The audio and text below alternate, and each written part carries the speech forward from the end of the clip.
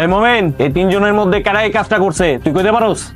ভাই একজন না, এই তিনজন মিলা বুদ্ধি কইরা আমার প্রতিমার এই ক্ষতিটা করছে। শুনেন, আপনি যদি উচিত বিচার না করেন তাইলে এই মুহূর্তে এই তিনজন আমি খুন করাম।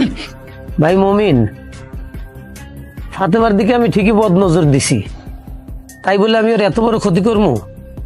আমিও তোরেও পছন্দ করতাম, আর পছন্দের মানুষে তো কেউ এত বড় ক্ষতি করতে পারে না। আমি কিছু করি নাই রে ভাই। মোমেন ভাই রে, আমি এই এলাকার বাড়িওয়ালা, আমার মান সম্মানটা নষ্ট করিস না ভাই, আমি এই কামটা করি না রে ভাই।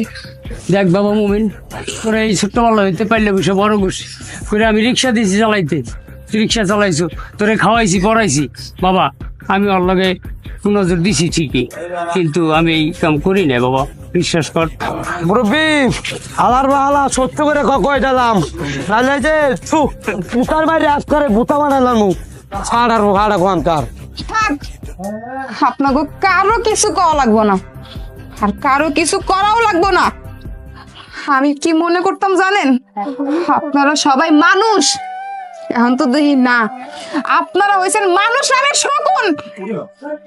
আপনারা আমার মতো একটা অসহায় মানুষের যেই সর্বনাশটা করছেন, আপনাকে সবার ঘরে তো বউ ছিল, বাচ্চা ছিল, কেন আমারে কি আপনারা নিজের সন্তানের চোখে দেখতে পারলেন না? না পারবেন কি লিগা? আপনারা তো জানোয়ারের মতো আমার পিছনে পইরা ছিলেন, কেমনে আমার সুন্দর জীবনটা ধ্বংস কইরা দিবেন। আর ঠিকই আপনারা আমার জীবনটারে পুরো ধ্বংস কইরা দিয়েছেন। খুশি হয়েছেন তো? অনেক খুশি হয়েছেন না? থাকেন, আপনারা এই বদনামের শহরে থাকেন, আমি আর এই শহরে থাকুম না। আমি বিচার ওই উপরে একজনের কাছে দিয়া দিছি, আরে ঠিকই আপনাকে সবার বিচার করব। আল্লাহ সার দেয় কিন্তু সাইরা দেয় না, এই কথাটা মনে রাখেন। এক কাজ করি, ও নামে মামলা কইরা দিই, 14 বছর জেল খেটে আসুক। আপনারা জানেন আমি আমার বাপ মা সাইরা অনেক আশা লই আপনি ওই ঢাকা শহরে আইছিলাম। কিসের লেগে আইছিলাম জানেন? একটু ভালো থাকার লেগা, একটু শান্তিতে থাকার লেগা। আমি কত কষ্ট করে গার্মেন্টসে চাকরি নিয়েছিলাম, অল্প কিছু বেতন পাইতাম, আর ওই টাকা দিয়া পরিবারের মুখে হাসি ফোটানোর চেষ্টা করতাম। কিন্তু আপনারা আমার এই সুযোগটা দিলেন না, আমার এই সুখটা আপনাকে কারোর সহ্য হইল না। আপনারা সবাই আমার থেকে এই সুখটা কাইরা নিলেন। আপনারা জানেন আপনাকে উপর ভরসা করে আমি এই শহরে আইছিলাম, আর আপনারা কি করলেন? আমার এত সুন্দর জীবনটা আপনারা তছনছ করে দিলেন। আচ্ছা একটা কথা কন তো, এই শহরে কি নারী কো মূল্য নাই, নাকি নারীরা পথের পুতুল? আপনাকে যখন ইচ্ছা করবো তখন নারীকে নিয়ে খেলবেন, যখন ইচ্ছা করবো না নারীকে চুইরা ফেলাই দিবেন। আপনারা কেন এটা মনে করেন না? আপনাদের নিজেকে ঘরেও তো বউ আছে, বাচ্চা আছে, মা আছে।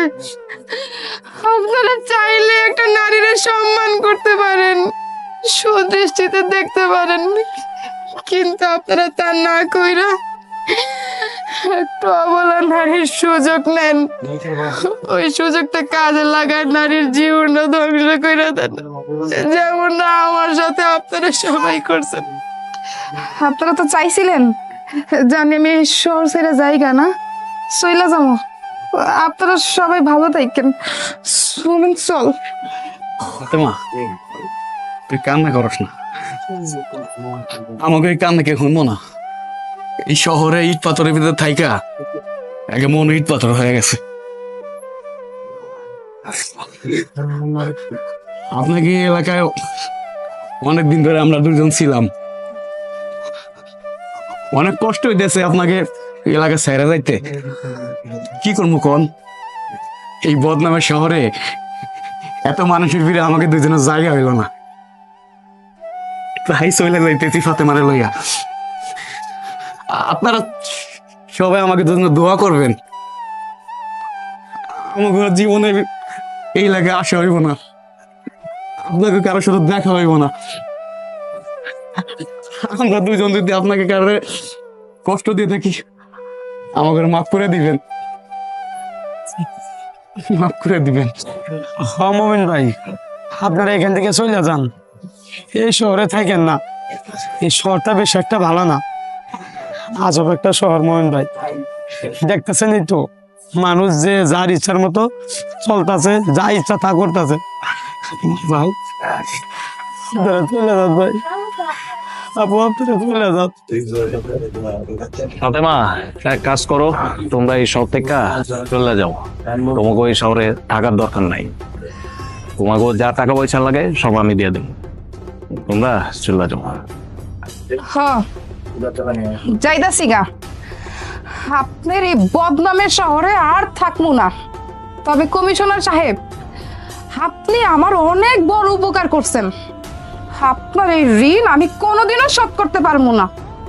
তবে যাওয়ার আগে একটা কথা কইয়া যাইতাছি, আপনাকে এই বদনামের শহর ঠিকানা খালি বদনামটাই লইয়া গেলাম, আর কিছু নিতে পারলাম না, খালি হাতে যাইতে হইল। কিন্তু কিন্তু কিন্তু কি? কিছু না। মমিন চল। চল ফাতেমা।